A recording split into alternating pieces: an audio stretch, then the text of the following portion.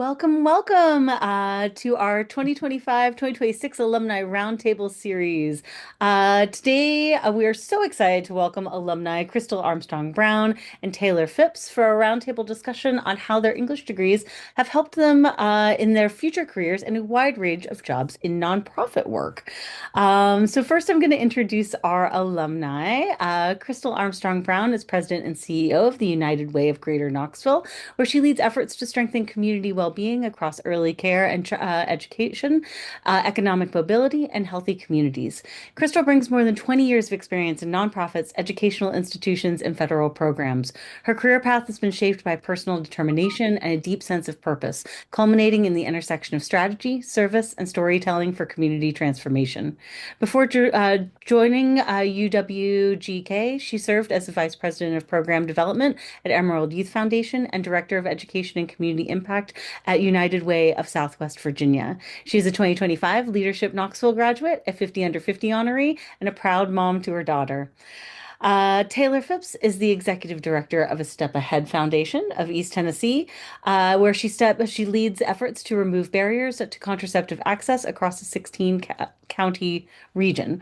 With more than 17 years of nonprofit leadership experience, she is known for building strong grassroots partnerships and driving measurable community impact. Under her leadership, a Step Ahead Foundation has expanded both its budget and programming to meet growing demand. A graduate of the University of Tennessee, Taylor is a Leadership East Tennessee alumni, a current member of the UTK Chancellor's Associates, serves as a secretary and immediate past president of the Knoxville Volunteer Rotary Club, and is named to the Knox News 40 Under 40 class of 2026. She is married to a fellow UTK alumnus and is a proud mom of two children. So welcome both Taylor and Chrystal. We are so happy to have you and so excited to have this conversation as nonprofit work is near and dear to my heart as well. So I figured I thought because nonprofits can be so varied, and the work that one does can be so can you can wear a lot of hats. I thought it might be helpful to start out with how did you go from being an English major to working with nonprofits, and tell us a little bit about what you do in your current role.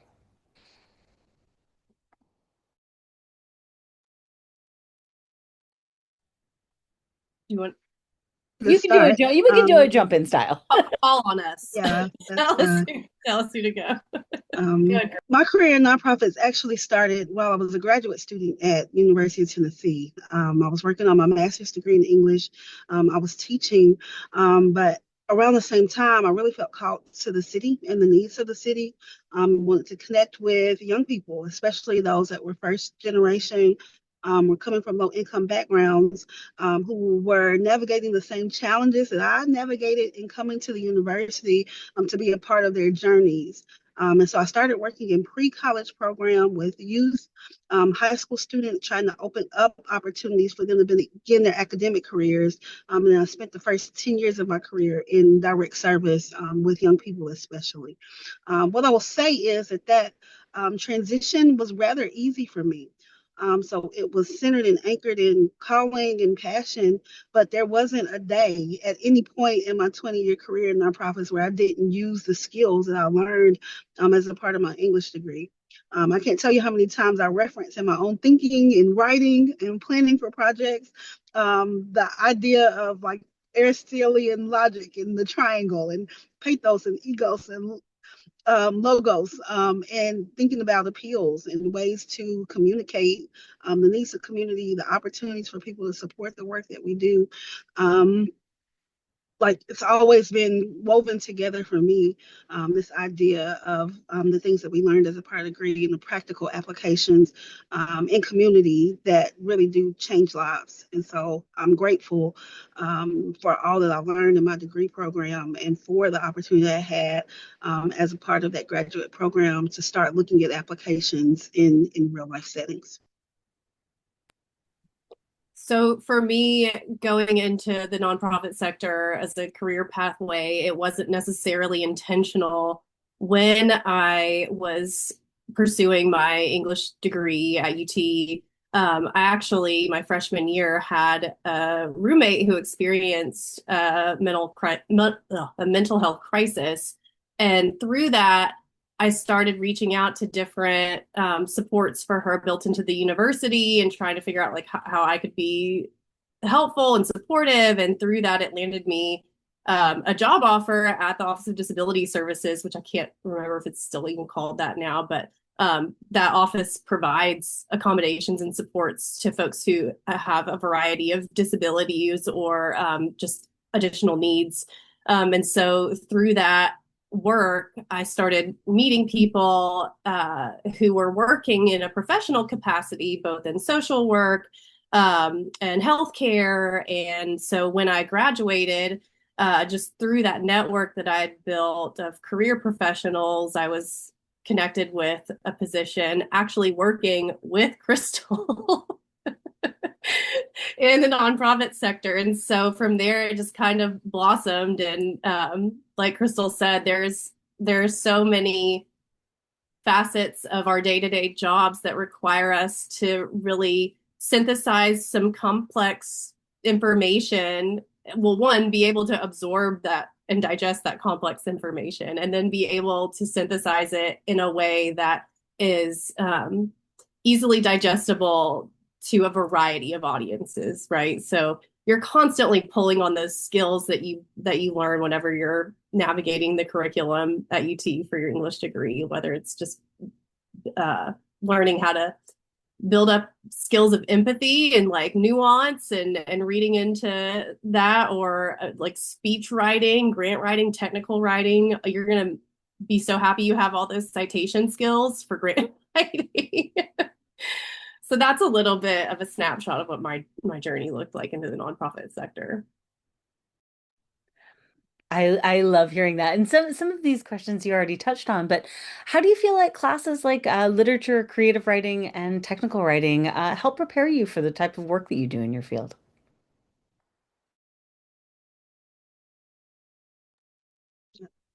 Um, I studied, my concentration was rhetoric and writing. So I had the passion for and an interest in African American literature, and then moved over into really looking at rhetoric. And again, the ability to write a compelling text. So to pull together sources of information, the ability to research and pull different articles, know what's happening in our field and in our sector, and with the populations that we serve, and then to create proposals every day, just about writing or drafting a piece of technical communication, whether that is a grant or a case for support, speech writing. Again, I think both Taylor and I are in public facing positions where we're needing to tell the story of our organization. So being able to draw from those skill sets around analysis and argument and communication that is effective and concise and persuasive is critical to our roles in our environments and in our organizations. Yeah, not to be too redundant on what Chrystal just said, but so much of what our work is to tell stories that compel people to care and then also act in meaningful ways to do something about the mission you're trying to drive forward, right? So um, I just being able to critically think, and that's what you're getting practice and so much exercise doing in all the coursework that you're navigating as a English major.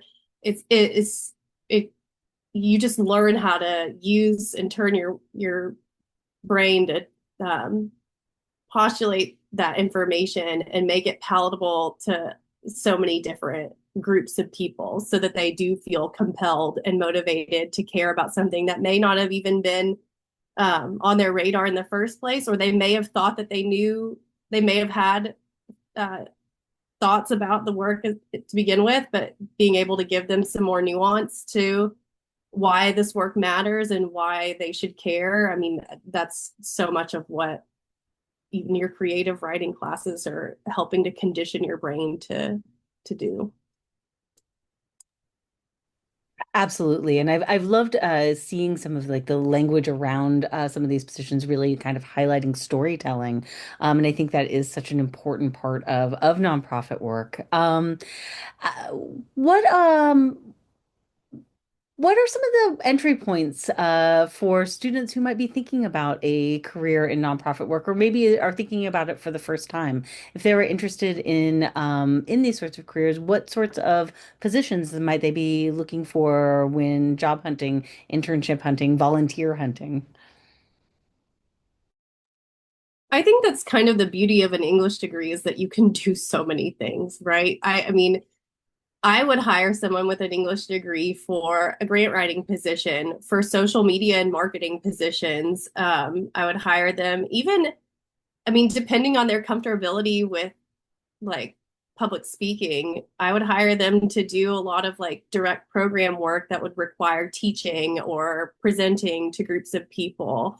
I mean, I think that's the beauty of this career pathway and the degree itself is that they're so multifaceted, and because it's rooted so much in communicating, that is so much of what nonprofit work is. I don't know, what am I leaving out, Chrystal? Um, Nothing. I would agree completely. I would say my interest point was actually in case management. And again, that's something that you would think is more akin with a social work degree. But because the skills that we gain through our educational paths and what we study in English is transferable across all of these different settings. I would really encourage students to follow like their interests and their passions. There are on-ramps, so places to enter many nonprofit organizations. And so beginning with a volunteer term, serving, getting exposed to the work of the organization is probably the best way to kind of create the relationships and the language to be prepared to interview for a position in that organization, even to know what jobs may be available. So I want to plug our volunteer center. United Way of Greater Knoxville actually facilitates Volunteer East Tennessee. So for students that are wanting to get connected locally and have the opportunity to have or short-term experience or even an internship opportunity or to be able to serve with an organization just to see what possibilities exist, we have an online platform. There's a database where you can seek out or search opportunities that have been posted by hundreds of nonprofits in our region. And so would encourage students to serve, to get to know the needs in the communities, but to be confident in knowing that the skill set and the expertise they're gaining with their English degree would be attractive in lots of different kind of entry level positions in our sector and across organizations. That's wonderful, and we'll drop the link to that in our notes when we publish. So that's wonderful.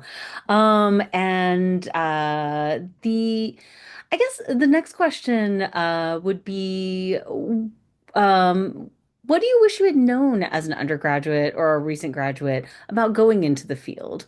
What are some of the things that maybe courses that you wish you had taken or experiences that you had had beforehand? I know that I wish that I had to, as a requirement, take a public speaking course. And I kind of lucked into one that was ended up being super helpful. And I think it would be super helpful for anyone that has to do any sort of like front facing communication from not from behind a screen, but out in the real world. But it was a sociology um, course, but it required you to defend really complex social issues and be able to speak to them in a way that also pulled on your critical thinking and communicating skills that you're, also getting through your English degree. And I feel like more of that public speaking opportunity to orate the thoughts that you're writing would be extremely helpful and beneficial for folks, especially post COVID. I mean, it changed the landscape. And so I've seen that with interns that we've hosted who tell me they want to be a health educator, but are paralyzed by public speaking. And it's like, well, that's the gig, right? So the more you do it, the easier it gets. So that I think would be something that I would like to see more of, because it is such a big part of what I feel like you're walking away with an English degree, is that ability to communicate orally as well as in writing. I'll say that the bane of my existence in the degree program was But group you're so projects. good at it. Yeah. It was group work. So I remember dreading any assignment. Like if I looked on the syllabus and saw that there was going to be a big group project, like I automatically knew like there would be one or two of us that are going to do the work. Gonna have a lot of people who are not. Um, I just did not enjoy it. And I don't think I was prepared for how much our work in this sector requires collaboration, the ability to work across personality, the ability to assign and delegate and lead or to be led in ways that you are forced to kind of practice those skills in your group assignments. So for any of you that are like, I just want to write and do my own assignment and to be able to control my own path and my own destiny, I think really seeing those, the value of those as opportunities to practice a skill set that's going to be more and more necessary in our world, not just in our sector, but people being able to come together and work collaboratively, we know is the lever, like it's the game changer in terms of success in businesses and corporations and in nonprofit organizations. So I think I might advise myself to kind of lean a little bit more into that exercise to recognize why it is built into the syllabus, and to take advantage of the opportunity to practice those skills that I've had to lean on and build and cultivate across the rest of my career.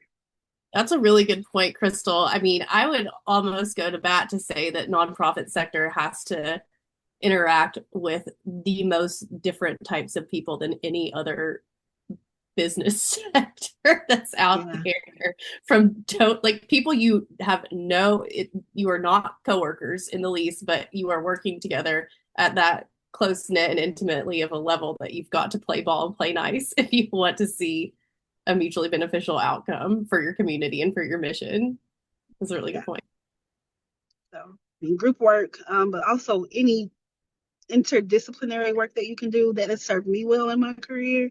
And so taking additional classes, like where there's space and electives, like taking things that you are interested in or that may give you the opportunity to be with other folks, is fantastic. So round out your skill set, your exposure as much as possible, by placing yourself in environments and with a group of people and challenging yourself to really take advantage of that opportunity that you only get really in your collegiate years before you have to do it day to day in your work life. I love that. Those are all just wonderful pieces of advice. I guess my penultimate question is, what do you think students can do now to help them prepare for the job market? And where might they start to look for career opportunities in nonprofit work? Get out and talk to people in person. Networking and just putting yourself in uncomfortable situations, like just meeting new people, meeting with people who wouldn't be necessarily a peer, meeting with people who don't even, you wouldn't maybe perceive would have anything in common with you, could potentially yield some of the greatest opportunities for you in the future. And then nurturing those relationships. We've had interns who will meet somebody, and then I'm like, you should send them an email follow up and say, hey, it was so great to meet you today. I'd love to take you to coffee and just pick your brain. And they are just paralyzed by that idea. Like, I promise you, the more you do this, the more you will like thank your younger self in the future. I agree completely. I think an informational interview is probably the most powerful thing someone who is starting their career or exploring opportunities can do.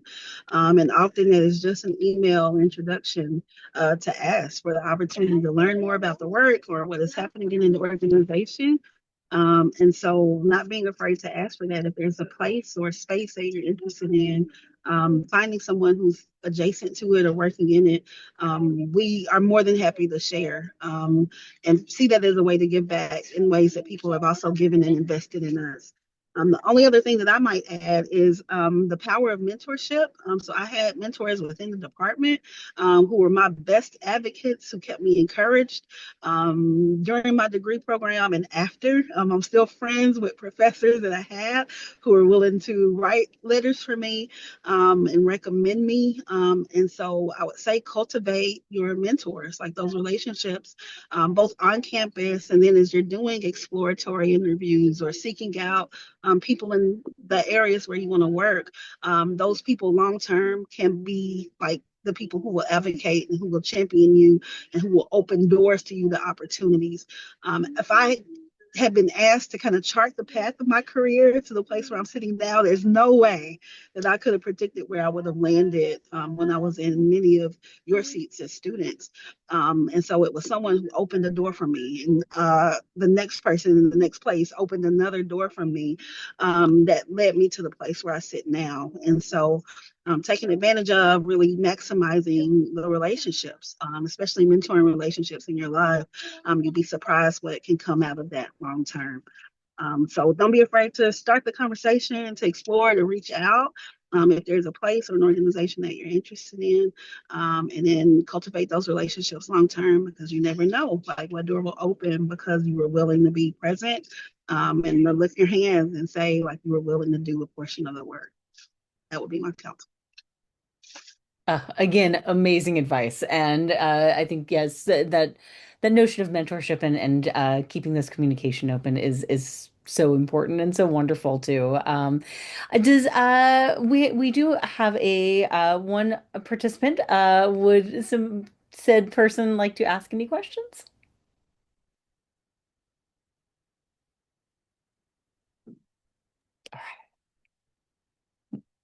Then in which case, I will end with a question I ask everybody. What is your final advice or parting words for our English majors today? I would just like to throw out the caveat that if it makes anyone feel any better, at least, I did not, I didn't pick English as my major with any like long term strategy at 18 years old, or 17 was how old I was when I graduated high school. Like, I picked it because I love to read and I knew I was good at writing. So, no, you don't have to have your life and career mapped out in if and when you're in this major in this program. If you pursue it with passion, that's what will yield the best results. But you don't have to have it all figured out, nor like a 10-year plan. I'd echo that, saying not only do you have to not figure it out, but sometimes when you do have it mapped out, things will go a different way. So I came into it, decided to major in English, which you couldn't have told me in my first year I wasn't going to law school. And then even if I was graduating, I stayed on in the master's program and just knew I would be a college professor. And so I think for me, it really was calling. Like it was this sense that there was a need in my community to help people who came from the place that I came from. And that was the draw for me that led me on the path to where I am today. Um, I also would just want to share like there is so much space, so much opportunity. Like we need you in the sector.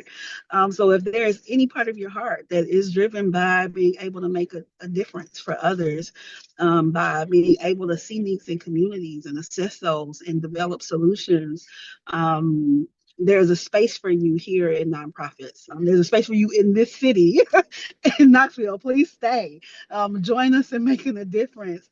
But we need you at all levels in direct service, in fundraising, in strategic planning, and again in leadership at an executive level where Tyler and I find ourselves helping to craft kind of vision and direction for organizations. There's so much opportunity that matches the need that we are seeing continuing to grow. And so we would invite you to be a part of that work if there's any part of your heart that feels like you're called to make a difference for others. Very well said. I second that entirely. Thank you both so much for all that you do for Knoxville. Thank you so much for your time today to answer our questions and to be in conversation with our majors. I appreciate you both so much, and we will make sure to have some links for your organizations when this goes live as well. So thank you again for your time, and again, thank you for everything you do.